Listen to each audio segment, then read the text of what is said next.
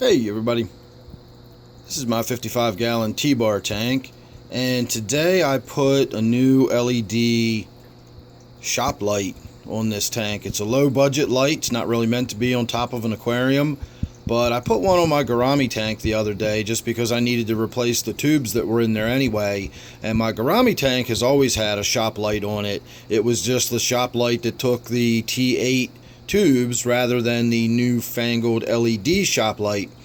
So when I went out to replace the tubes in the other shop light, I just decided to take a chance on one of these LEDs and see what they look like, and I was so impressed with it that I decided to get rid of the fairly expensive T5 high output unit that I had on here with 10,000K tubes. So I really had a good looking light on this tank, and yet I still did away with that so that I could put this low budget shop light on it that is LED, and it's only 40 watts. So the only thing that I would say is the downside to it being 40 watt is the other fixture was so hot that it kind of served as the tank heater, and my heater back there pretty much never came on.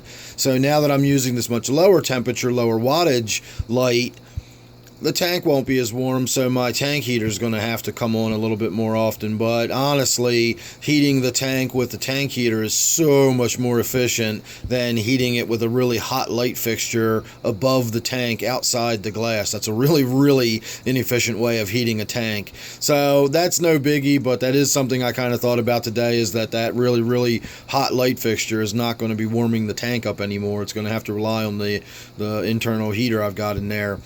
So the thing I like about this, the two things I like about this, in addition to it being low wattage, I won't have to replace it like ever. It'll be years and years before I need to worry about replacing it.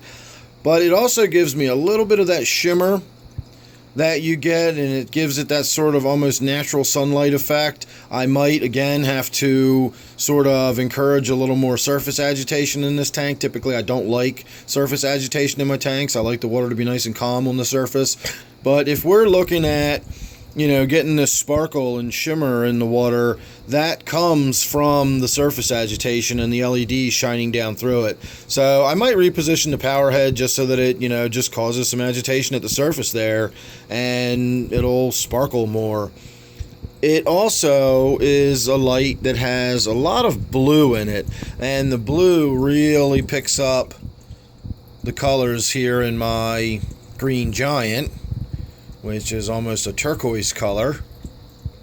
And then the neons, which is kind of why I picked up the camera, the neons have finally calmed down and we're out and about and swimming all over the place. I just put about 15 of them in here today, and they look great. Neons always do. You can never have too many neons.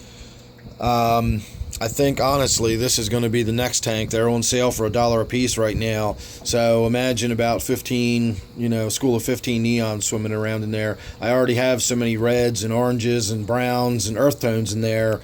It really could use a little splash of blue, and neons would look fantastic. Now, I do have a black ghost knifefish in this tank, so the neons may not last all that long, but we'll cross that bridge when we come to it. This video, however, is just going to be about looking at this tank with this new LED on it. That's all I really wanted to do, is just spend some time showing off how gorgeous these neons look, and then of course how beautiful all the fish look. Got a little group of the neons up here. So I swear they just pop. They looked pretty good before under the 10,000K fluorescent. That there's a lot of blue in a 10,000K fluorescent tube.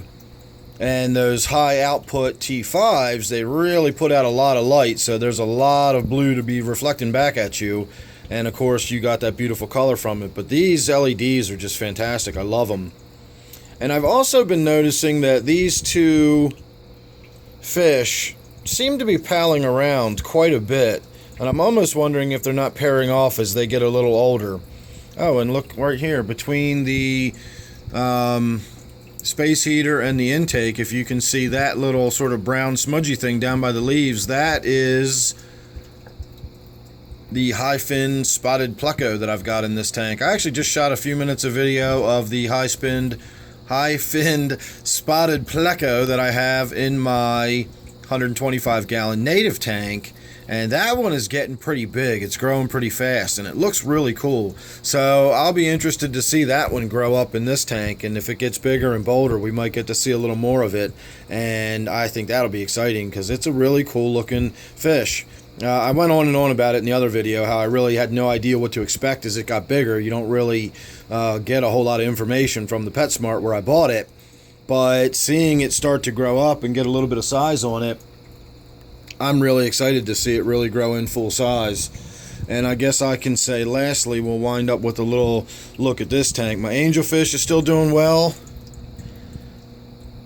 I am sad to say, for those of you that follow along with all my videos, you'll know that I recently put an angelfish in my wife's tank, and she was absolutely delighted. She squealed with glee when she saw that she had an angelfish in her tank, and I warned her not to get too emotionally attached to it just yet because, you know, angelfish coming home from the big chain pet stores don't necessarily have, you know, guaranteed life expectancy. So sure enough, it lived for about a week and then it died. She alerted me this morning that it looked like it was dead. It was stuck up against the filter intake, and so, you know, obviously if a fish is stuck up against the filter intake, it is no more. So I did get another one to replace it, and that is in my quarantine tank now. So if you subscribe, you won't miss that or any of the other videos I got coming up. It won't be too much longer, and we'll get to see some of the other fish I have in my quarantine tank, and you don't want to miss any of that. So thanks again for watching, and don't forget, this one here is my gourami tank. Hope you enjoyed. I'll see you real soon in the next one.